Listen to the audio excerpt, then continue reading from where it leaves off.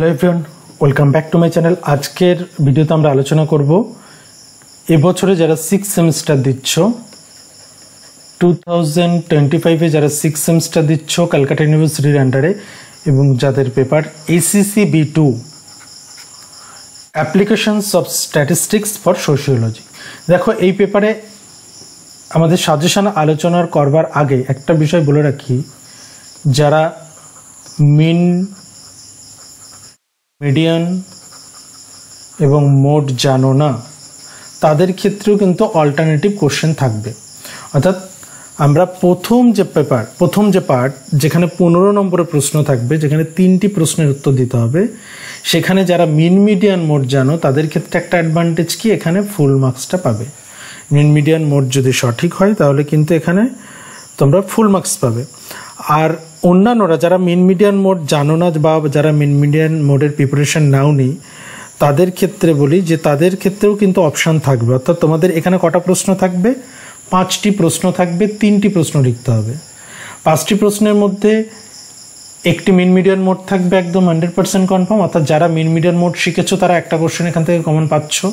এবং আরেকটা পার্ট তোমাদের দিতে পারে যেটা একই ডেটার উপর বেস করে পরিসংখ্যা বহুভুজ,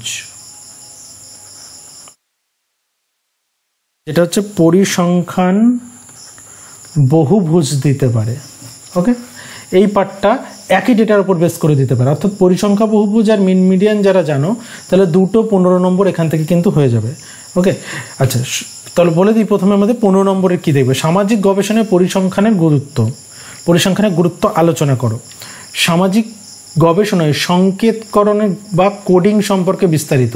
এই বিস্তারিত মানে এর মধ্যে যদি আলাদাভাবে পর্যায় দেয় তাহলে কিন্তু সে একই অ্যান্সার, ঠিক আছে। এবং সংকেতকরণটা বা সংকেতায়নও কিন্তু দিতে পারে। হ্যাঁ, যে কোডিং, ইংলিশটা দেখবে যে কোডিং আছে কিনা, কোডিং সম্পর্কে বিস্তারিত আলোচনা বা পর্যায় যদি দেয়, যদি বিস্তারিত আলোচনা দেয় তাহলে 10-15 মার্কে পাবে। আর যদি সংকেতায়নের পর্যায়গুলি লেখো তাহলে সেটা কিন্তু 5 মার্কের আসবে। ওকে, তারপর আসছি লেখো ও নকশা, গ্রাফ অ্যান্ড চার্ট, কি সুবিধা অসুবিধা এবং এই দুটির মধ্যে তুলনা আলাদাভাবে 5 মার্কের আসতে পারে। ভেরিয়েবল কি, ভেরিয়েবলের বৈশিষ্ট্য ও শ্রেণী বিভাগ আলোচনা করো। দেখো ভেরিয়েবলের বৈশিষ্ট্য এবং এখানে আরেকটা হচ্ছে যে ভেরিয়েবল মানে চল, তাই তো, বিভিন্ন ধরনের চল। এখানে চলগুলো কি কি, বিভিন্ন ধরনের চলগুলো কি কি, চলের টাইপসগুলো একটু দেখে রাখতে হবে। এবং চলের টাইপসের সঙ্গে সঙ্গে গবেষণায় তাদের কি ভূমিকা। কেন্দ্রীয় প্রবণতা কি, ভেরি ভেরি ইম্পর্টেন্ট। কেন্দ্রীয় প্রবণতা, হোয়াট ইজ সেন্ট্রাল টেন্ডেন্সি, কেন্দ্রীয় প্রবণতার গুরুত্ব কি। এখানে যদি পরিসংখ্যান সংকেতায়ন যদি তৈরি থাকে, এখান থেকে একটা, চলক এবং কেন্দ্রীয় প্রবণতা থেকে একটা দুটো, এবং নমুনায়নটা পুরো তৈরি রাখলে সেখান থেকে একটা, তাহলে 3টে 15 মার্কের question without mean median mode কিন্তু করা সম্ভব। ওকে, তারপর আসছি সম্ভাবনা নির্ভর নমুনার চয়ন। সম্ভাবনা নির্ভর অর্থাৎ প্রবাবিলিটি স্যাম্পলিং। আমরা এখানে দুটো পার্টি আমি দেখতে বলবো, প্রবাবিলিটি এবং নন প্রবাবিলিটি। এই দুটি প্রশ্নের দুটি দেখে রাখলেই কিন্তু এখান থেকে 2 মার্ক, 5 মার্ক, 15 মার্ক, এতগুলো মানে 3টে মার্কের কোশ্চেনই কিন্তু এখান থেকে আসতে পারে। তাহলে এরিয়াটা বুঝতে পারছো। শুধুমাত্র সম্ভাবনা নির্ভর নয়, যেটা বললাম নন প্রবাবিলিটির ভাগটাও দেখে রাখতে হবে। প্রত্যেকটা ছোট ছোট ভাগ কিন্তু 5 নম্বর আসতে পারে। যোজিতকর, মধ্যমা, প্রচুরক, এদের মধ্যে পারস্পরিক সম্পর্ক কি। এবং চলে আসতে পারে আমাদের মিন মিডিয়ান মোড। যারা মিন মিডিয়ান মোড জানো না, আমাদের অলরেডি এর ওপর ক্লাস করানো আছে, ইউটিউবে পেয়ে যাবে, আমাদের চ্যানেলে পেয়ে যাবে। আমাদের চ্যানেলটা একটু তোমরা আমাদের চ্যানেলে গিয়ে মিন মিডিয়ান মোড সার্চ করলেই দেখো পেয়ে যাবে, ঠিক আছে। তাহলে এই যে ক্লাস ইন্টারভাল এবং ফ্রিকোয়েন্সি যেটা দেওয়া রয়েছে এর ওপর বেস করে তোমরা এখানে মিন মিডিয়ান এবং এই ডেটার ওপর বেস করেই কিন্তু পরিসংখ্যান বহুভুজ দেবে। ওকে, পরিসংখ্যান বহুভুজ দেবে। চল এরপর চলে আসে 5 মার্ক। সমগ্র নমুনার মধ্যে পার্থক্য, ডাবল স্টার। নমুনায়নের সুবিধাগুলি কি, নমুনায়নের অসুবিধা কি, সুবিধা অসুবিধাটা দেখে রাখতে হবে। 2 এখান থেকে 2 মার্কও কিন্তু আসতে পারে। নমুনায়নের গুরুত্ব আলোচনা করো।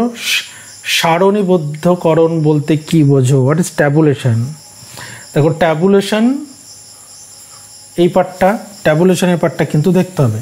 ট্যাবুলেশন এবং কোডিং। ওকে, তারপর চলে আসি সারণীবদ্ধকরণ মানে ট্যাবুলেশনের উদ্দেশ্য, গুরুত্ব, যোজিত গড়ের সুবিধা অসুবিধা, উপাত্তের লৌকিক উপস্থাপনের উপর গুরুত্বপূর্ণ। আমি স্টার দিয়ে রাখলাম ডবল। মধ্যমার ব্যবহারগুলি লেখো। প্রচুরকের সুবিধা অসুবিধা, বিভিন্ন চল এবং অবিচ্ছিন্ন চল। বিচ্ছিন্ন চল এবং অবিচ্ছিন্ন চলের মধ্যে একটা পার্থক্য। এবং লাস্টলি যেটা দেখবে স্তম্ভচিত্র বৃত্তচিত্রের মধ্যে পার্থক্য। এবং স্বাধীন চল নির্ভরশীল চল। এখানে হচ্ছে চিত্রের মধ্যে পার্থক্য, স্তম্ভ আর নির্ভর, এই বৃত্তচিত্র, স্তম্ভচিত্র এটা আর বৃত্তচিত্র। ওকে, এই দুটির মধ্যে পার্থক্য। স্বাধীন চল নির্ভরশীল চলের মধ্যে পার্থক্য ইম্পর্টেন্ট। তাহলে এই হচ্ছে আমাদের 5 নম্বরের কিছু প্রশ্ন। আর একটা বিষয় হচ্ছে পরিসংখ্যান বিভাজন বলতে কি বোঝো? পরিসংখ্যান বিভাজনটা কিন্তু একটু দেখে রাখতে হবে। এরপর চলে আসছি শর্ট প্রশ্ন। ধারণা কি, প্রস্তাবনা কি, চলক কি, এগুলোর বেসিক পার্ট কিন্তু ভীষণ ক্লিয়ার থাকা প্রয়োজন। চলক কয় প্রকার, চলকের বিভাজনগুলি কি কি এবং ধারাবাহিকতা কি কি।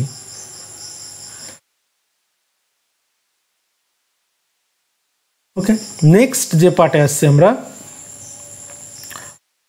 ধারাবাহিক কি, নির্ভরশীল অনির্ভরশীল চলক কি, মানে ডিপেন্ডেন্ট এবং ইন্ডিপেন্ডেন্ট, এই দুটি চলকের মধ্যে পার্থক্য কি, ভ্রান্তিমূলক চলক কি, ভ্রান্তিমূলক চলক কাকে বলে, নমুনা কাকে বলে, নমুনায়ন কাকে বলে, এবং সমগ্রক কাকে বলে। ওকে,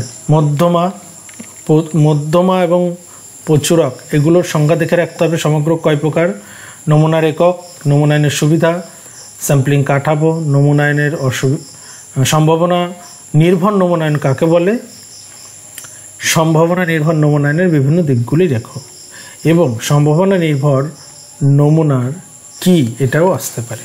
তো এই হচ্ছে কিছু শর্ট কোশ্চেন, 15 মার্ক, অনেক অপশান থাকবে, অসুবিধা নেই। আর একটা 5 মার্ক।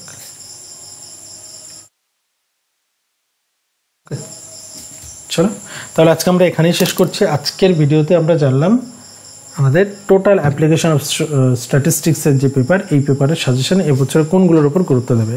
দেখা হচ্ছে পরের ভিডিওতে।